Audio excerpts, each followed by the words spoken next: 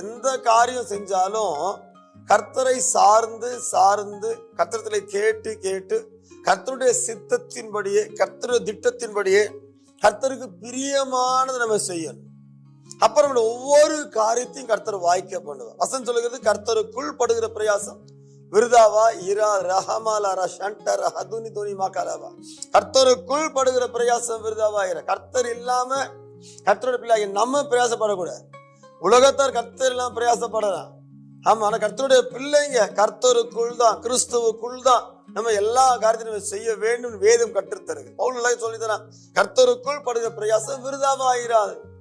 கர்த்தருடைய பிள்ளைங்க கர்த்தர் இல்லாம எடுக்கிற பிரயாசங்கள் காரியங்கள் எல்லாம் வீண் அலைச்சல்களாக வீண் செலவினங்களாக வீணாக மாறி. கர்த்தருடைய பிள்ளைகளுக்கு இந்த ஃபார்முலா கர்த்தரையே சார்ந்து சார்ந்து கர்த்தருக்கு சோத்திரம்.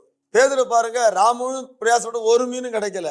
கர்த்தர் சொன்னாரு, அந்த வார்த்தையை கேட்டு போடுறான். வலை கிழிந்து போகத்தக்கதாக 2 படம் நிரம்பத்தக்க அளவுக்கு, எல்லாரும் ஆச்சரியப்படத்தக்க அளவுக்கு, கூட்டாளிலும் பிரமிக்கத்தக்க அளவுக்கு இவ்வளவு காரணம் இருக்குதுன்னா அந்த வார்த்தையை கேட்டு செஞ்சு காரியம் வாய்க்கணுமா? கர்த்தரை சார்ந்து சார்ந்து கர்த்தரை கேட்டு கேட்டு ஆலோசனை கேட்டு அவ்வளவு செய்யுங்க.